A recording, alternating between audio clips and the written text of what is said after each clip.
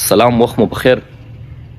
دا زمونږ یو ملګری و، هغې چې به کله زړه ډک شو نو زما خواله به رالی، ما ته به یې خبرې شروع کړې و، زړه به یې راته تش کړو.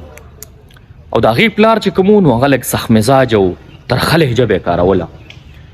پلرونه اکثریت دغه شانې که زه ووایم وي، خو بیا مینه چې کومه وي هغه انتهای د خپل اولاد دپاره، هغې څه شک نه وي. نو دا به همیشه رالی، ما ته به یې ګیلې قصې شروع کړې چې نن مې پلار دا چل وکړو، نن یې راته دا ویل، دا مطلب زړه به یې راته تش کړو. بیا څه وخت بعد هغه رالی نو ما ته یې ویل چې مړه زه دونه تنګ شوی یم د دې د لهجې نه، نور ټکي خو په ما هېڅ کار نشته، هېڅ بوج را باندې نشته، خو لهجه او هغه خبرې چې کومې کوي هغه کومه ترخې خبرې چې کوي نو زړه نه مې ورته خیري وځي. زه وایم چې خدای دې زر زر فنا کا، دا د هغې الفاظ و هغې خبرې وې چې خدای دې زر زر فنا کا چې زما دا ذهني سکون راته راشي. نو بیا مې ورته هغې نه بعد خیرې شروع کړئ، بددعا مې ورته شروع کړه. بیا داسې میاشت به تقریبا قابو کېږي چې هغه پلارجان یې وفات شو، دنیا نه لاړی، رخصت شو. نو ما ته دا رالی څو ورځې مخکې، ما ته دوی چې سترګو کې غاټې غاټې اوښکې وې، مړه یار عثمانه وایي بابا جان مې یادېږي. دغه خبره وه چې زما یې سم په دې وجود باندې هغه احتان ودرول. ما ویلې ګوره ښه دې ته اوس احساس نه و، یا پلرونه اکثریت دغه شانې ډېر اکثریت پکې داسې چې لهجه هغه د خپل بچي دپاره سخته کاري که نه، خو بیا د هغې مینه چې کومه وي هغه انتهایي، هغه ته موږ نه ګورو، خو د هغه یو لهجې د وجې موږ هغه هر څه هیر کړو.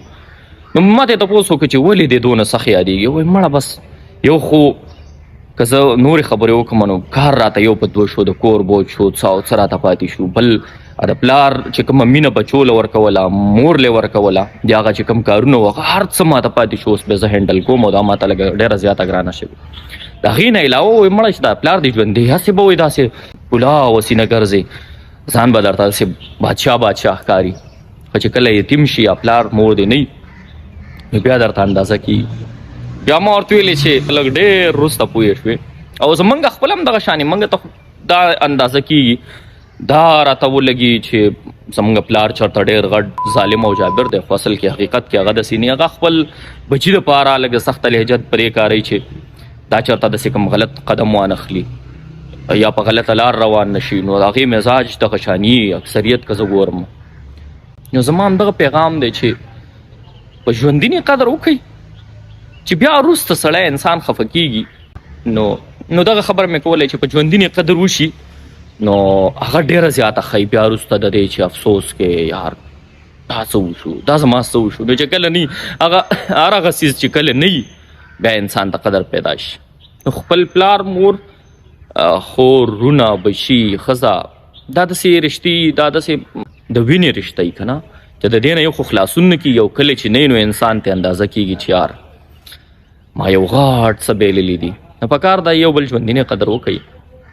او اکثریت زه د پلار خبره ډېره زیاته ځکه کوم، دا د څو ورځو نه مې زړه کې وخو مالي چې نن یې تاسو سره هم شریک کړم د ملګري دغه درد.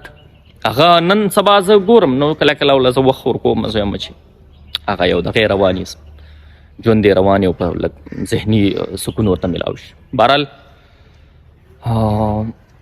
د یو بل په ژوندینې قدر وکړئ، خوشحاله اوسئ.